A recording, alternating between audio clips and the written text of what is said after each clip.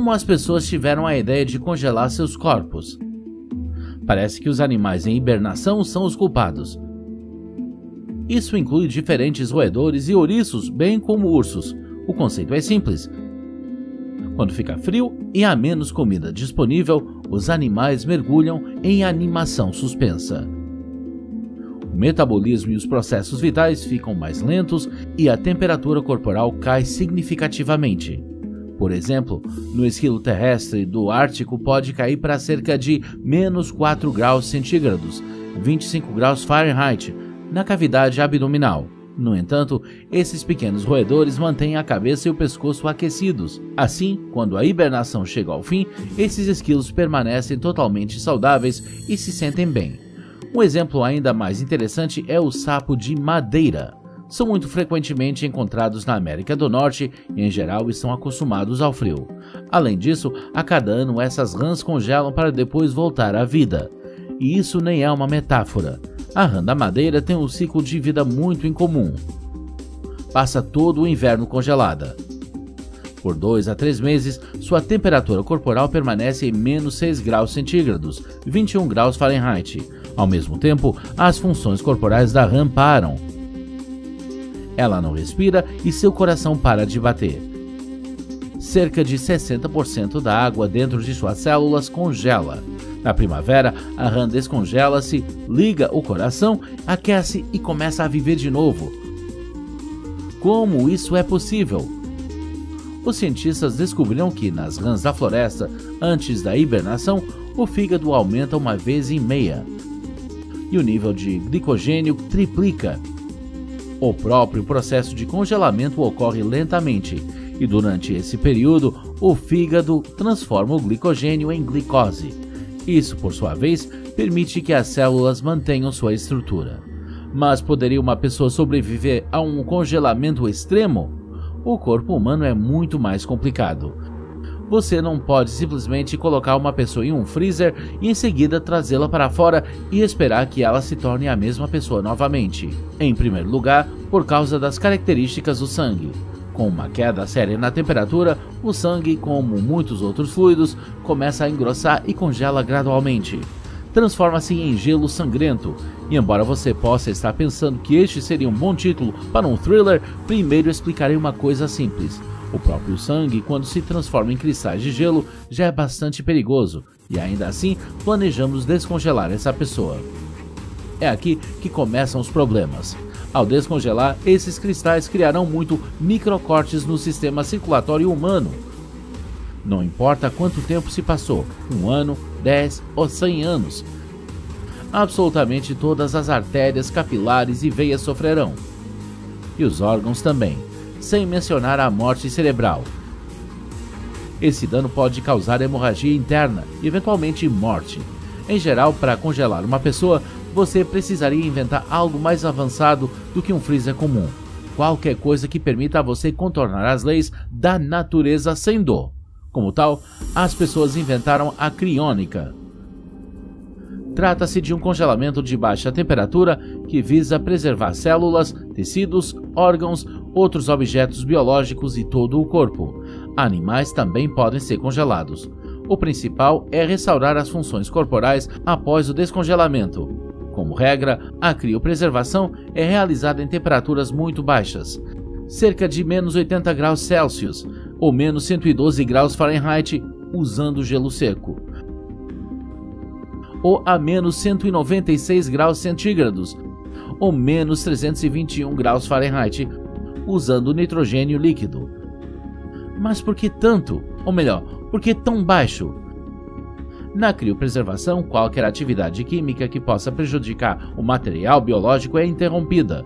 Graças a isso, objetos vivos podem ser preservados pelo tempo que quisermos. Parece bom, certo? Primeiro, os cientistas tentaram isso em hamsters, depois em células individuais do corpo humano e todos os tipos de fluidos importantes. Finalmente, em 1967, foi a vez de uma pessoa. O primeiro corpo humano a ser congelado na esperança de um renascimento futuro foi James Bedford. Ele sofria de câncer renal e, portanto, concordou em congelar seu corpo após a morte. Em algum momento no futuro, seremos capazes de curar completamente todas as formas de câncer? Até que isso aconteça, o corpo de Bedford é criopreservado na Alcor Life Extension Foundation. Mas aquilo era apenas o começo. Em 2019, mais de 400 pessoas foram submetidas à criopreservação nos Estados Unidos. Outras 1.500 pessoas assinaram os documentos necessários e estão prontas para congelar seus corpos após a morte. Sim, por lei, apenas após a morte clínica uma pessoa pode ser criopreservada, ou seja, seu coração não pode estar batendo. Antes que as células cerebrais tenham tempo de morrer, elas são congeladas com a ajuda da vitrificação, um procedimento especial que elimina a formação de gelo. Embora legalmente todas as pessoas congeladas sejam consideradas mortas, ninguém sabe se elas podem ser revividas. No entanto, mais e mais pessoas vivas estão começando a pensar nisso. Até o momento, os cientistas não têm garantias de que uma pessoa congelada possa ser revivida. Por outro lado, se uma pessoa for enterrada, certamente nunca seria possível. A escolha, em geral, é óbvia. No entanto, a criônica pode ser muito cara. Em 2018, a preparação e o armazenamento de uma pessoa em condições de congelamento variavam de 28 mil a 200 mil dólares americanos. Não é de se surpreender que geralmente pessoas muito ricas são as que optam por se submeter a esse processo. Mas o que acontecerá com uma pessoa que passou em um estado de congelamento? Podemos apenas especular teoricamente. Alguns anos atrás, os cientistas conseguiram descongelar o cérebro de um coelho. Mesmo após várias semanas de congelamento, as conexões importantes entre os neurônios dos quais a atividade cerebral depende estavam intactas. Mas é possível comparar o cérebro de um coelho ao de uma pessoa inteira? Eu duvido. Além disso, os céticos acreditam que mesmo congelar um corpo em nitrogênio líquido levaria à destruição de células de muitos tecidos devido aos cristais de gelo. Como isso iria acabar, você já sabe. Com certeza não há possibilidade de ressurreição em tal situação. Mas os proponentes da criônica têm uma forma de enganar a natureza e as leis da física. Por exemplo, alterando a maioria dos fluidos do corpo para soluções de substâncias especiais. Essas soluções não se transformariam em cristais, o que significa que o corpo não seria danificado. Os cientistas também reconhecem que após o descongelamento, o cérebro humano precisará de grandes reparos. Será necessário reparar as áreas danificadas porque certamente haverá tais problemas.